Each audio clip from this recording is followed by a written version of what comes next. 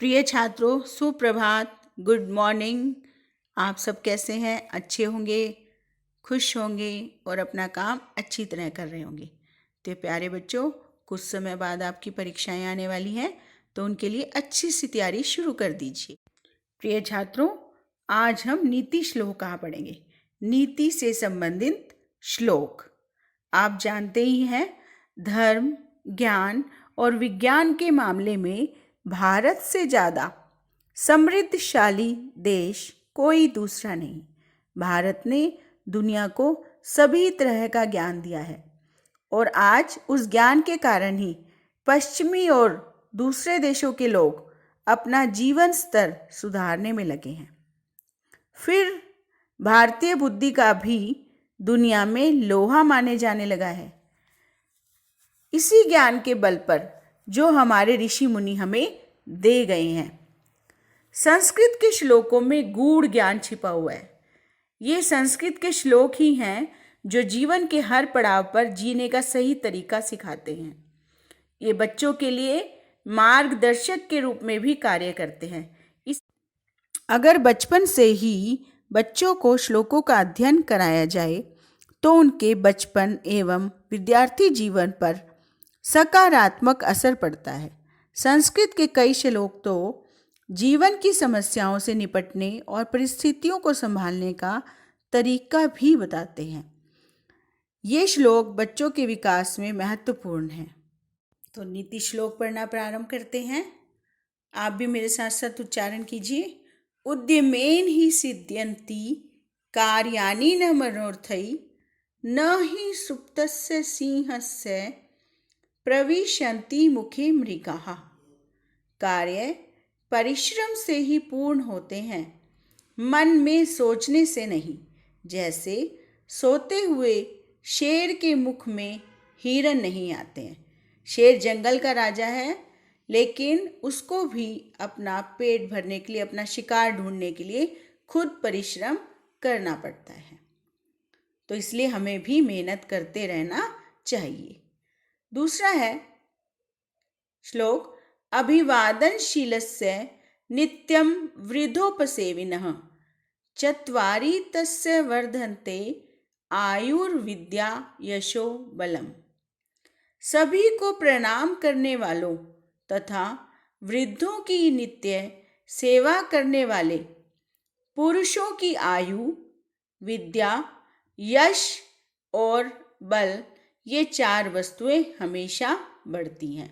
इसलिए हमें सभी की, बड़ों की, बूढ़ों की, सबकी रिस्पेक्ट करनी चाहिए, सबको सम्मान देना चाहिए। उसके बाद है अगला श्लोक, नंबर 3 पर हम पढ़ेंगे।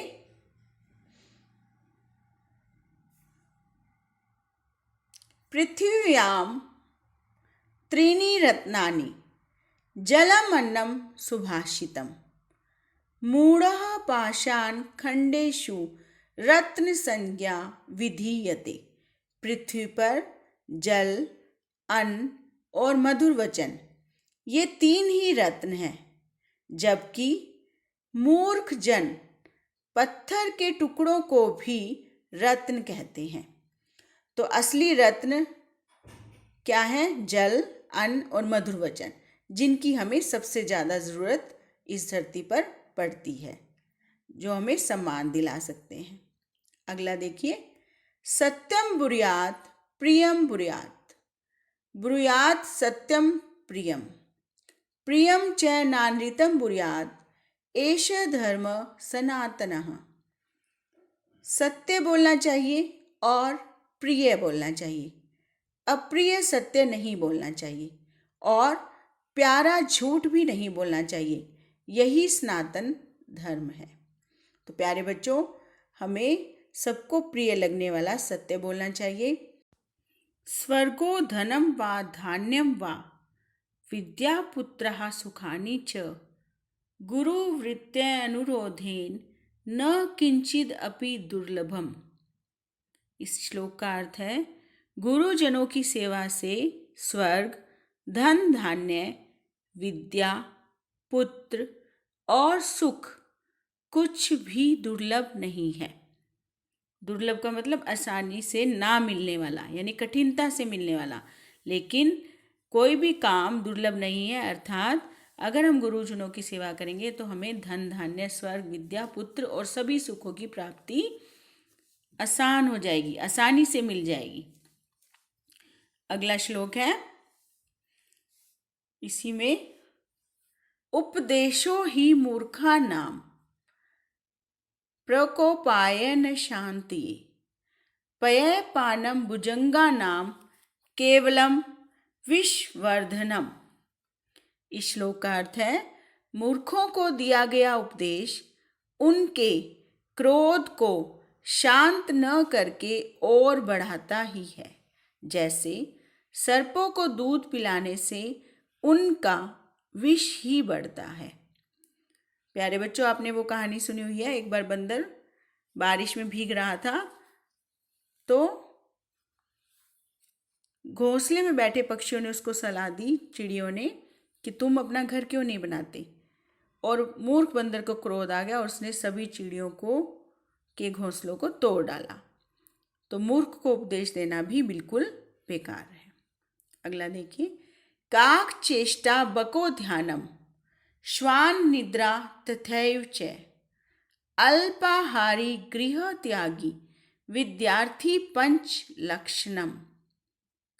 कौवे जैसे फुर्ती, बगुले जैसा ध्यान, कुत्ते की तरह सोना, अल्पाहारी, गृह त्याग करने वाला, ये सब विद्यार्थी के 5 लक्षण हैं।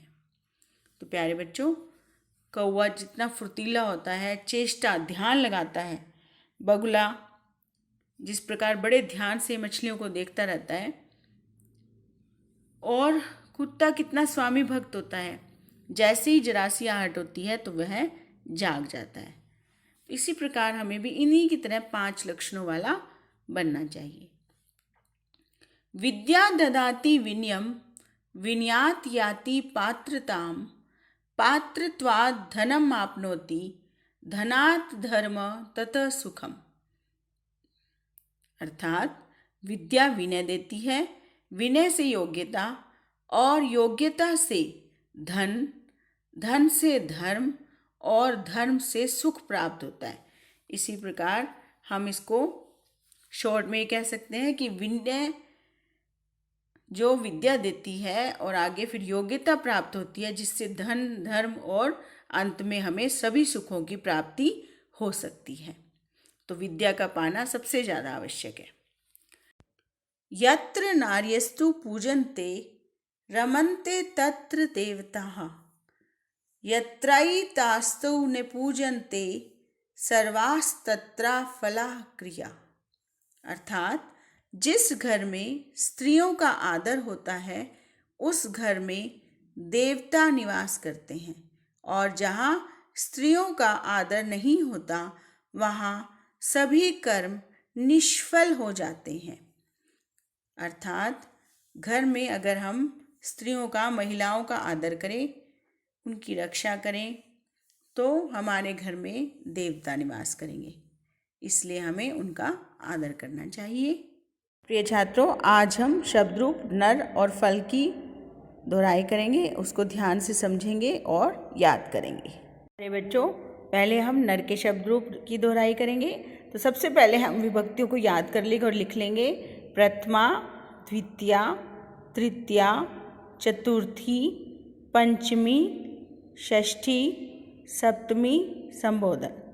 और फिर हम शब्द रूप को एकवचन, द्विवचन और बहुवचन में लिखेंगे। आप मेरे साथ साथ उच्चारण कीजिए ताकि आपको अच्छी तरह याद हो जाए।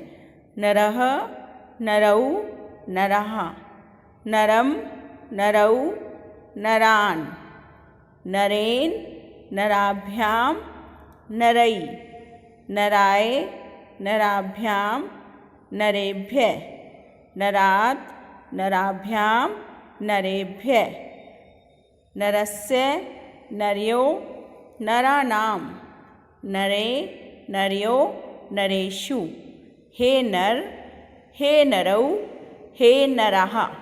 अंत में विसर्ग आ जाएंगे। अब हम करेंगे फल के शब्द रूप। उसी प्रकार हम सबसे पहले विभक्तियाँ लिख लेंगे और फिर हम शब्द रूप को एक वचन, द्विवचन और बहुवचन में विभक्तियों के अनुसार पढ़ेंगे। साथ साथ आप भी उच्चारण कीजिए। फलम, फले, फलानी। फलम, फले, फलानी। तृतीय है फलेन, फलाभ्याम, फलई। फलाए, फलाभ्याम, फलेभ्यः। फलात्, फलाभ्याम, फलेभ्यः। फलस्य, फल्यो, फलानां। फले, फल्यो, फलेषु। हे फल, हे फले, हे फलानी। प्रथमा और संबोधन लगभग मिलती जुलती होती है। जैसे हमने फलम, फले, फलानी लिखा प्रथमा में, संबोधन में पहला शब्द थोड़ा अलग है, हे फल, फिर उसके बाद हे फले, हे फलानी जो है दोनों शब्द सेम है। अब हम करेंगे इसकी वर्कशीट।